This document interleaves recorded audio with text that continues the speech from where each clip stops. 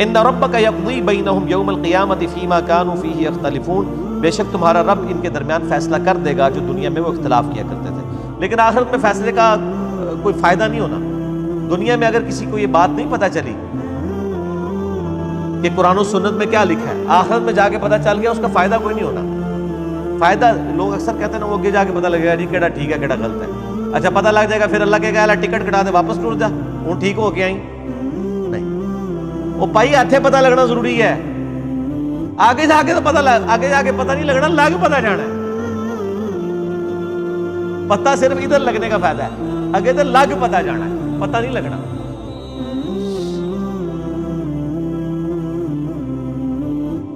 ثم جعلناک علی شریعۃ من الامر، اے نبی علیہ السلام بنی اسرائیل کے بعد ہم نے آپ کو ایک پختہ دین کے اوپر حکم دے کر بھیجا، فاتبعها، تو اے نبی آپ اس کی پیروی کریں شریعت کی جو ہم نے آپ پہ نازل کی ہے، ولا تتبع اهواء الذین لا يعلمون، اور اے نبی صلی اللہ علیہ وآلہ وسلم جو لوگ اپنی خواہشات کی پیروی کر رہے ہیں آپ نے ان کے پیچھے نہیں چلنا، آپ نے اللہ کی وحی کے پیچھے چلنا۔ نبی کو بھی حکم ہے کہ انہوں نے اللہ کی وحی کے پیچھے چلنا ہے، تو باقی کس کھاتے میں؟ قرآن میں 3 دفعہ یہ آیت آئی ہے، سورہ یونس میں، سورۃ الانعام کے اندر، سورہ الزمر کے اندر۔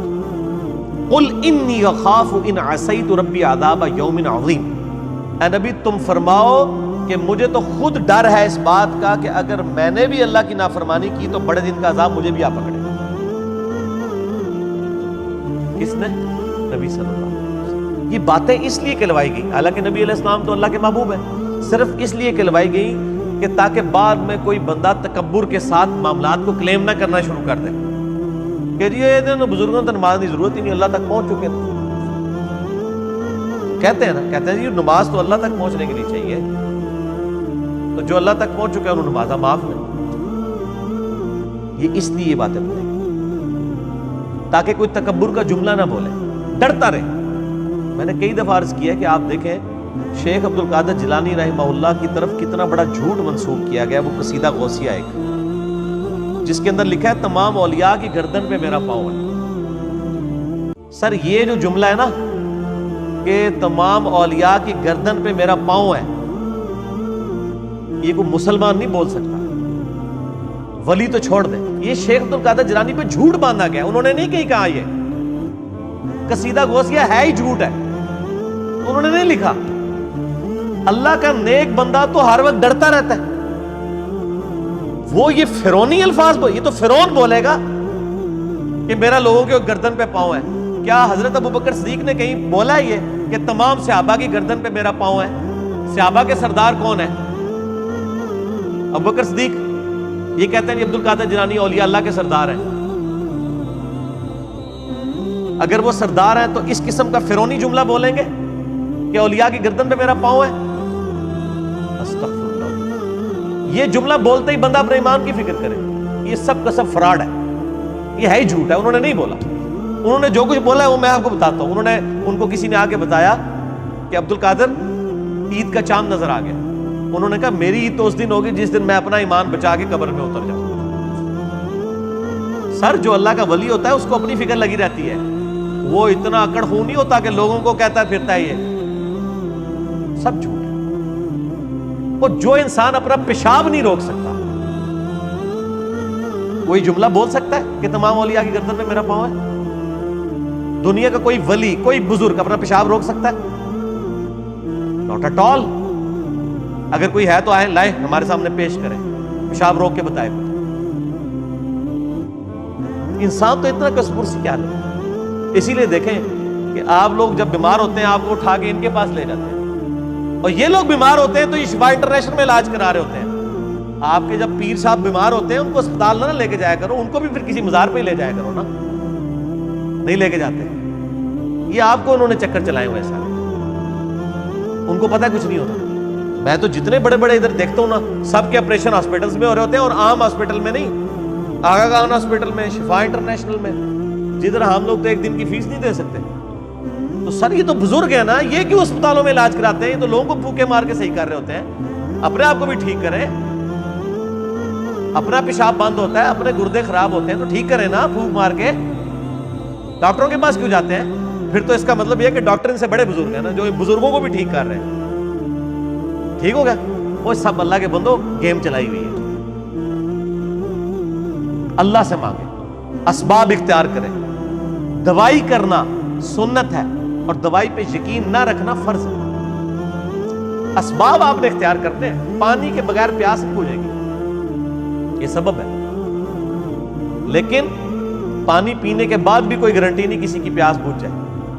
گنہگار بندے کی موت کا وقت قریب آتا ہے نا، تو روایتوں میں آتا ہے کہ اسے اگر سمندروں کا پانی بھی پلا دیا جائے نا، اس کی پیاس نہیں بجھے گی. جب اللہ ہی نے پیاس نہیں بجھنے دینی تو سبب یہی اختیار کریں گے، لیکن نظر مسبب الاسباب.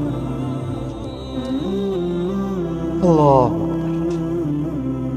انہم لن یغنوا عنک من اللہ شیئا، یہ لوگ اللہ کے مقابلے پر اے نبی علیہ السلام آپ کو کچھ فائدہ نہیں پہنچا سکتے. وَإِنَّ الظَّالِمِينَ بَعْضُهُمْ أَوْلِيَاءُ بَعْضٍ، اور ظالم لوگ بعض کے دوست ہیں. وَاللَّهُ وَلِيُّ الْمُتَّقِينَ، جبکہ اللہ جو ہے وہ پرہیزگاروں کا دوست ہے.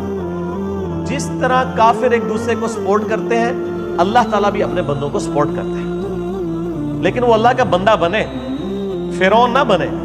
اللہ کا بندہ کون ہوتا ہے؟ جو لوگوں کو اللہ کے ساتھ جوڑتا ہے، جو اپنے ساتھ جوڑے، اپنی عبادت کروائے، اپنے سامنے جھکوائے، اپنے پاؤں چموائے، تو اپنی عزت کروا رہا ہے. ترمذی میں حدیث ہے، انس بن مالک کہتے ہیں کہ نبی علیہ السلام کے استقبال میں ہم کھڑے نہیں ہوتے تھے، کیونکہ آپ نے منع کیا تھا. اب ہم اس کو برا سمجھتے تھے. ہزاروں صحابہ کی موجودگی میں نبی علیہ السلام تشریف لاتے تھے، آپ کے استقبال میں کوئی نہیں کھڑا ہوتا تھا. یہاں ایک چھوٹا سا یعنی لوگوں کا بنایا ہوا بزرگ، جو لوگوں کے نذرانے پہ اپنی گاڑی چلا رہا ہوتا ہے، لوگوں کے نذرانے پہ اس کی گزر بسر ہو رہی ہوتی ہے. وہ کسی مسجد میں چلا جائے، لوگ کھڑے ہو کے نعرے مارنا شروع کر دیتے ہیں. اور کدھر نعرے مارے ہوتے ہیں؟ مسجد میں. گھر اللہ کا ہے اور تعظیم کس کی ہو رہی ہے؟ اس مخلوق کی جو وہ نعرہ مارنے والوں کے چندے پہ چل رہی ہے. اسی لیے میں کہتا ہوں نا، لوگوں نے وہ گاڑیوں کے پیچھے لکھوایا ہوتا ہے نا، نگاہ مرشد. مرشد کو بھی چاہیے وہ اپنی گاڑی کے پیچھے لگوائے نذرانہ مریدین. آپ آج نذرانے بند کریں، ان کا تو کوئی سورس آف انکم ہی نہیں ہے. اکثریت کا کوئی سورس آف انکم نہیں ہے. نہ ان کے بچے پڑھے لکھے ہوتے ہیں، نہ یہ خود پڑھے لکھے ہوتے ہیں. ان کو 10,000 کی نوکری نہیں کہیں مل سکتی، لیکن سٹیٹس وہ روزانہ کے لاکھوں روپے خرچ کر رہے ہوتے ہیں. کہاں سے؟ آپ سے. تو صرف ان کو چاہیے نا، جب اپنی گاڑی میں بیٹھے تو گاڑی کے پیچھے لکھے مریدین کے نذرانوں کی برکت سے. اعظم من فضل ربی تے نہ نے لکھنا تے نہ دے مرید نے لکھنا ہے. وہ تو توفیق نہیں کسی نے ہونی. اصل تو یہ ہونا چاہیے اعظم من فضل ربی. تو اگر اتنے مریدین لکھ رہے ہیں نگاہ مرشد، تو پیر بھی لکھ دے نذرانہ مرید کی برکت سے، جو سچائی ہے. دوسرے والی تو ہے جھوٹ ہے. نگاہ مرشد کے جس مرشد میں تسی پال رہے ہو، مرشد تو کس نے پال سکتا ہے؟ اللہ پال. اللہ دے. اللہ کافروں کو بھی دیتا ہے، اللہ مسلمانوں کو بھی دیتا ہے. اللہ جانوروں کو بھی دیتا ہے، اللہ درختوں کو بھی دیتا ہے. سب اللہ دے رہے. اللہ تعالیٰ ہمارا ہے. واللہ ولی المتقین، اللہ تعالیٰ پشت پناہ ہے پرہیزگاروں کا. ھذا بصائر للناس، یہ لوگوں کے لیے بصیرت افروز باتیں ہیں، آنکھیں کھولنے کے لیے. وہدی ورحمۃ لقوم یوقنون، اور ہدایت اور رحمت ہے یہ قرآن ان لوگوں کے لیے جو بات یقین کرنا چاہیں. جنہوں نے نہیں ماننی ان کے لیے قرآن میں کوئی ہدایت نہیں.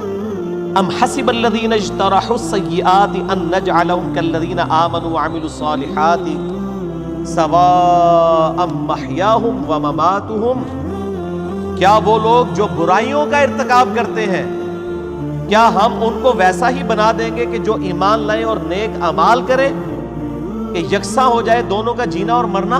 نہیں. دنیا میں بھی بادشاہ جو ہوتے ہیں وہ اپنے تابع فرمان بندوں کو نوازتے ہیں، دشمنوں کو سزا دیتے ہیں. تو اللہ تعالیٰ مانتا ہے جو میرے ماننے والے ہیں وہ اور جو میرے نہ ماننے والے ہیں، میرے نافرمان، ان کو میں برابر کر دوں گا؟ ان کی زندگی اور موت برابر ہوگی؟ نہیں. زندگی ہو سکتا ہے کافر کی بہتر ہو، لیکن مرنے کے بعد ایمان والے اور نیک عمل کرنے والے کے لیے آخرت میں اللہ کا انعام.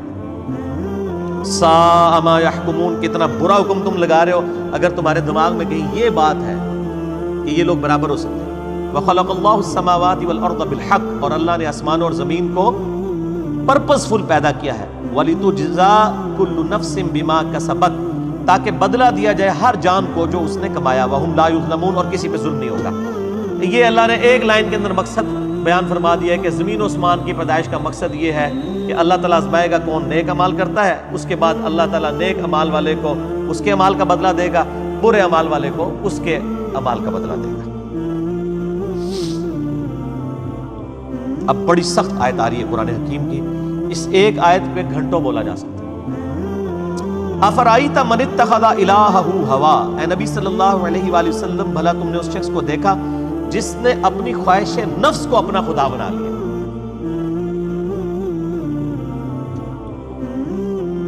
وَأَضَلَّهُ اللَّهُ عَلَىٰ عِلْمٍ، اور اللہ نے اس کے علم کے باوجود اسے گمراہ کر دیا۔ وَخَتَمَ عَلَىٰ سَمْعِهِ وَقَلْبِهِ، اور اللہ نے اس کے کانوں پر، اس کے دل پر مور لگا دی ہے۔ وَجَعَلَ عَلَىٰ بَصَرِهِ، اور اس کی آنکھوں پر غشاوہ پردہ ڈال دیا ہے۔ فَمَن يَهْدِهِ مِن بَعْدِ اللَّهِ أَفَلَا تَذَكَّرُونَ، تو بتاؤ اب اللہ کے بعد کون ہے جو اس کو ہدایت دے، کیا تم غور نہیں کرتے؟ جس کو اللہ گمراہ کر دے،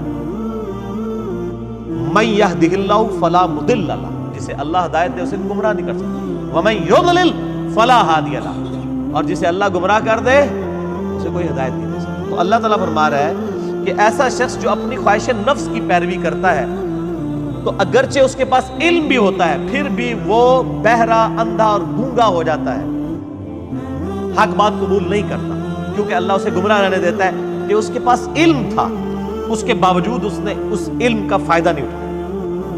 ایک بندے کے پاس علم ہے کہ اگر میں بلڈنگ کے 10ویں فلور سے باہر چھلانگ لگاؤں تو مر جاؤں گا، یہ پتہ ہے ایک بندے کو، وہ پھر بھی چھلانگ لگا دیتا ہے، تو پھر کیا ہوگا؟ مر جائے گا۔ یہی حال اس شخص کا ہے کہ جس کو قرآن و سنت کا علم دیا گیا لیکن اس پہ عمل نہیں وہ کر رہا۔ اسے ہم کہتے ہیں قرآن میں لکھا ہے ایاک نعبد و ایاک نستعین، صرف اللہ ہی کو پکار، وہ کہتا ہے نہیں میرے بابے کہتے ہیں بابوں کو پکارو۔ اب علم تھا اس کے پاس، گمراہ ہو گیا، اللہ کی بات نہیں مانی۔ ایک بندے کو بتایا بھی بخاری مسلم میں نماز کا طریقہ رکوع میں جاتے وقت اور رکوع سے اٹھتے وقت رفع الیدین کے ساتھ لکھا ہے، نہیں مانا۔ ایک بندے کو بتایا کہ تم ہر مہینے 11ویں دیتے ہو، جبکہ 11ویں والے پیر کی جو اپنی کتاب ہے غنیۃ الطالبین، اس میں نماز کا طریقہ وہی لکھا ہے جو بخاری مسلم میں لکھا ہوا ہے۔ وہ کہتا ہے میں نے رفع الیدین نہیں کرنا۔ تو ضد کا تو کوئی علاج نہیں۔ یہ وہ لوگ ہوتے ہیں جو علم کے باوجود گمراہ ہو جاتے ہیں۔ علم ہے، اسی لیے ہم اکثر وہ لوگ کہتے ہیں ایڈے بڑے وہ مولویوں کو نہیں پتہ لگا، وہ پاگل نے، تو ہم پتہ سمجھ آ گیا۔ تو ان کو بتائیں آپ جن علماء کہہ رہے ہیں اتنے بڑے بڑے، آپ کے مخالف اپنے علماء کو اتنے بڑے بڑے کہتے ہیں اور آپ کے علماء کو جاہل کہتے ہیں۔ بریلوی دیوبندیوں کو گستاخ رسول کہتے ہیں کہ نہیں؟ تو کیا دیوبندیوں کے علماء علماء نہیں ہیں؟ اور دیوبندی بریلویوں کے علماء کو مشرک کہتے ہیں کہ نہیں؟ تو کیا بریلویوں کے علماء علماء نہیں ہیں؟ سنی شیعہ کے علماء کو، شیعہ سنیوں کے علماء کو، اہل حدیث ان کو، یہ سارے اہل حدیث کو گمراہ کہتے ہیں کہ نہیں؟ ہم کہتے ہیں شاید ساری صحیح کہہ رہے ہیں، لگ ایسا ہی رہا ہے کہ آپ اپنے آپ کو کتاب و سنت کے سامنے پیش کرنے کے لیے تیار ہی نہیں۔ اگر کسی کو بات پتہ چلے وہ اللہ کا شکر ادا کرے، میرے تک بات پہنچ گئی، مجھے اس سے کوئی غرض نہیں ہے کہ دنیا کیا کر رہی ہے، مجھے صرف اس چیز سے غرض ہے کہ میرے نبی نے کیا مجھے حکم دیا ہے صلی اللہ علیہ وآلہ وسلم۔ اور نبی جو امت کو دے کے گئے ہیں کوئی بابا نہیں دے کے گئے۔ حجۃ الوداع کے موقع پہ کیا فرمایا؟ میں اپنے بعد تم میں 2 چیزیں چھوڑ کے جا رہا ہوں، کیا 2 بابے، 2 مولوی، 2 شیخ القرآن، 2 بزرگ، 2 صوفی؟ نہیں، کہا اللہ کی کتاب، اس کے نبی کی سنت، اس کو پکڑو گے ہدایت پہ رہو گے، اس کو چھوڑ دو گے گمراہ ہو جاؤ۔ تو دین تو یہ ہے۔ ایک بندہ آپ کو قرآن سکھا تو رہا ہے لیکن خود قرآن میں عمل نہیں کر رہا، تو اس کا قرآن کا سکھانا کیا ہے؟ میں آپ کو کلمہ پڑھا کے مسلمان کر دوں، جب آپ مسلمان ہو اور میں آپ کو بتاؤں کہ یہ اللہ کی کتاب ہے، آپ کتاب کھول کے مجھے کہیں گے آپ نے مجھے مسلمان تو کیا ہے لیکن اس کتاب میں جو کچھ لکھا ہے آپ تو اس پہ عمل ہی نہیں کر رہے، تو آپ اس کو کیا یہ کہیں گے کہ میں تمہیں کلمہ پڑھایا اس واسطے میں جو کہوں گا وہی صحیح ہے، یہ کہیں گے یا قرآن کو مانیں گے؟ کلمہ پڑھانا تو اپنی جگہ، بخاری مسلم حدیث ہے اللہ تعالیٰ فاسق سے، بدکار شخص سے بھی دین کا کام لے سکتا ہے۔ اگر کسی نے کسی کو کلمہ پڑھایا یہ اس کی بزرگی کی دلیل نہیں ہے۔ اگر کوئی کہتا ہے آج ڈاکٹر ذاکر نائک نے ہزاروں لوگوں کو کلمہ پڑھایا ہے، بریلوی دیوبندی اس کو بزرگ کیوں نہیں مان لیتے؟ پھر تسی بھی جھوٹ مارنے بند کر دو، 90 لاکھ کلمہ پڑھایا ہے، وہ تو 90 لاکھ بادی کوئی نہیں سی۔ اگر آپ نے کلمہ پڑھانے کو کسی کی بزرگی ماننا ہے تو ڈاکٹر ذاکر نائک نے ہزاروں لوگوں کو کلمہ پڑھایا ہے نا، تو کیا بریلوی دیوبندی اور شیعہ مان لیں گے اسے بزرگ؟ تو سر بریلوی دیوبندی اگر اپنے باپوں کو کہتے ہیں اتنوں کو کلمہ پڑھایا ہے، تسی بھی اپنے بوجھے چ رکھو۔ پھر وہ کہنے کے نہیں جی کلمہ پڑھانے لگ کیا ہوتا ہے تے وہ بد عقیدہ ہے نا، تو سر تسی بھی تواڈے کلمہ پڑھانے لگ کیا ہوتا ہے، تواڈے بھی اگر بد عقیدہ نے تو کوئی فرق نہیں پڑتا۔ فرق کس سے پڑتا ہے؟ قرآن و سنت سے۔ اللہ کے نبی کے قدموں تک پہنچو، کسی بابے کے قدموں تک نہیں۔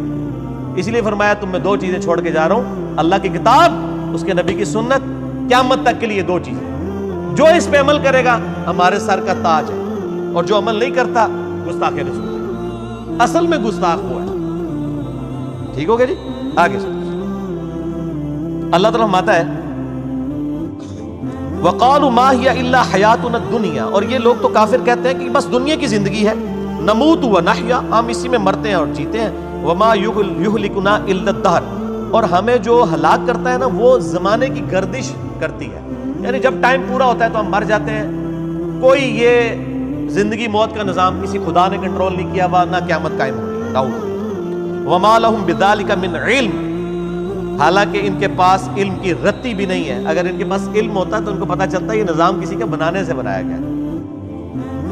اِنْهُمْ إِلَّا يَظُنُّونَ، بس یہ اٹکل پچو چلا رہے ہیں۔ وَإِذَا تُتْلَىٰ عَلَيْهِمْ آيَاتُنَا، جب ان پہ ہماری آیات پڑھی جاتی ہیں، بینات، روشن آیات، مَا كَانَ حُجَّتُهُمْ، تو یہ کوئی اور حجت نہیں کرتے سوائے ایک حجت کے، إِلَّا أَن قَالُوا ائْتُوا بِآبَائِنَا إِن كُنتُمْ صَادِقِينَ، یہ کہتے ہیں اگر تم سچے ہو تو ہمارے مرے ہوئے باپ دادا کو زندہ کر کے لے آؤ، ہمارے باپ دادا قبروں سے نکل کے یہ بات ہمیں کہیں کہ نبی اللہ کا نبی ہے، تب مانیں گے، قرآن کو ہم نے نہیں مانا۔ یہ کافروں کی دلیل تھی، اور یہ ساری کافروں والی روش آج بھی جاری ہے۔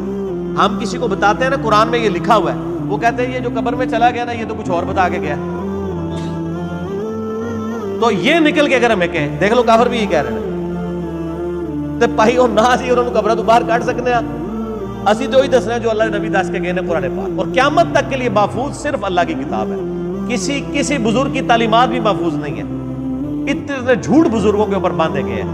اسی لیے قرآن پاک میں کئی جگہ ہے کہ بزرگ قیامت والے دن خود اپنے ماننے والوں کے دشمن ہو جائیں گے۔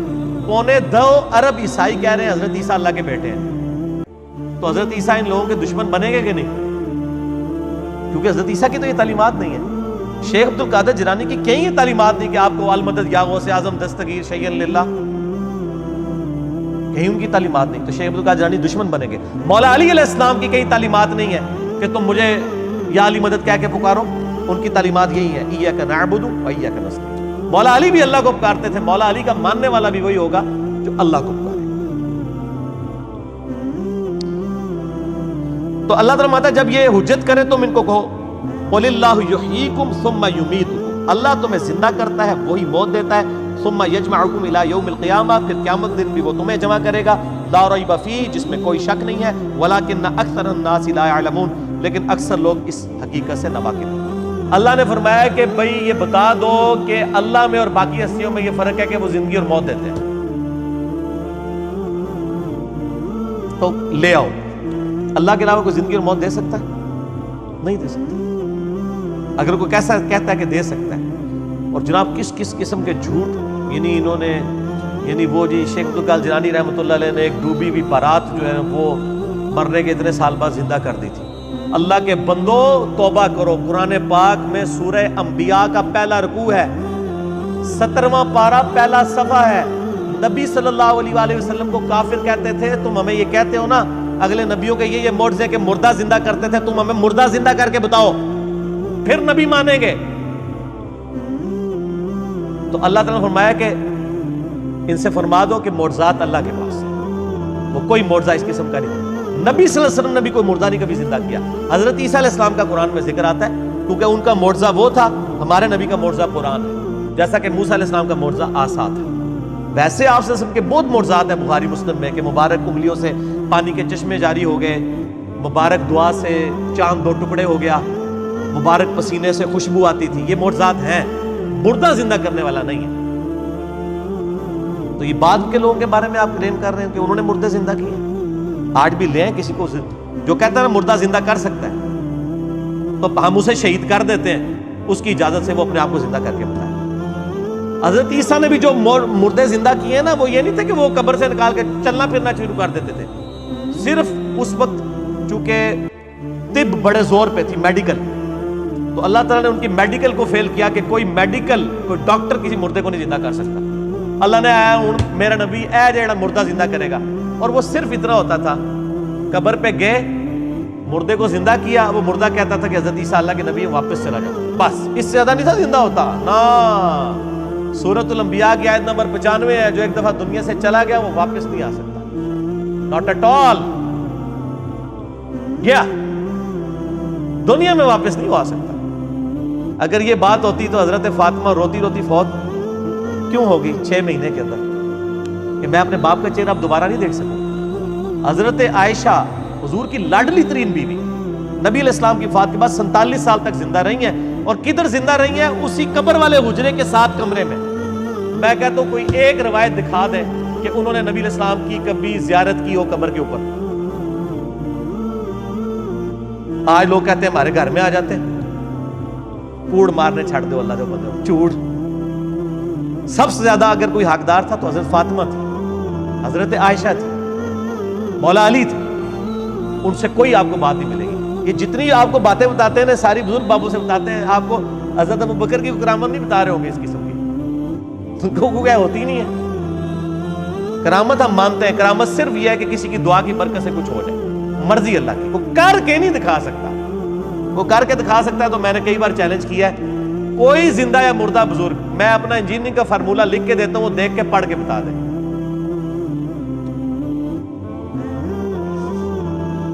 وہ جن کو چیلنج دے رہے ہوتے ہیں وہ کہتے ہیں نہیں یار نہیں پڑھ سکتے ہو۔ اللہ تو پڑھ سکتا ہے نا، میں اگر کوئی فارمولہ لکھوں اللہ تو پڑھ سکتا ہے نا۔ اگر آپ مانتے ہیں کہ اللہ ان کو پڑھاتا ہے، اللہ ان کو سب کچھ اللہ دیتا ہے، تو پڑھن نہ پھر۔ اور میں تو اس سے بڑی بات کرتا ہوں، ان کی آپ نمازیں سنیں، یہ نماز بھی صحیح نہیں پڑھتے ہوتے۔ میں نے کئی لوگوں کی نمازیں سنی ہیں، نماز غلط پڑھ رہے ہوتے ہیں۔ ایو النبیوں کو میں نے بتایا نا، ادھر ایک بہت بڑے پیر صاحب تھے جیلم میں نام نہیں لیتا، ایک دن میں نے ان کی نماز سنی، ہم وہ بھی شغل ملے میں بیٹھ گئے نماز سنانے کے لیے۔ نماز میں پڑھ رہے ہیں السلام علیکہ ایھا النبی، مرید ہزاروں ہیں جن کو انہوں نے جنت میں لے کے جانا ہے، نماز ایھا النبی 25-30 بندوں کی موجودگی میں۔ اور بھی بڑی غلطی تھی، یہ موٹی سی مجھے یاد رہ گئی، میں کہا یہ کیا پڑھ رہے ہیں؟ وہ بچپن سے نماز یاد کی تھی، اسی طرح چل رہی تھی، باقی عین ہا تو ہے ہی کوئی نہیں تھا نا، وہ تو چھڈ ہی دو، وہ تو میں گل ہی نہیں کہ میں زبر زیر کی غلطیاں ایھا النبی۔ اور یہ وہ ہیں جو کہہ رہے ہیں اسی جناب تہاڈا بیڑا تار دینا، نماز نہیں آتی، دعوے۔ میرے پاس کئی لوگ آتے ہیں نہیں وہ ہمارے سلسلے میں بیعت ہو جائیں، میں نے کہا آپ کا پیر مجھے صرف یہ 17 اذکار جو فرض نماز کے بعد کے ہیں نا، وہ مجھے زبانی سنا دے، میں بیعت ہو جاؤں گا۔ آج تک دنیا کا وہ پیر سامنے نہیں آیا۔ 17 اذکار ہیں فرض نماز کے بعد۔ لوگوں کو کتنے آتے ہیں؟ 4 یا 5، آیت الکرسی، تسبیح فاطمہ، اللہ اکبر، استغفر اللہ، اللہم انت السلام۔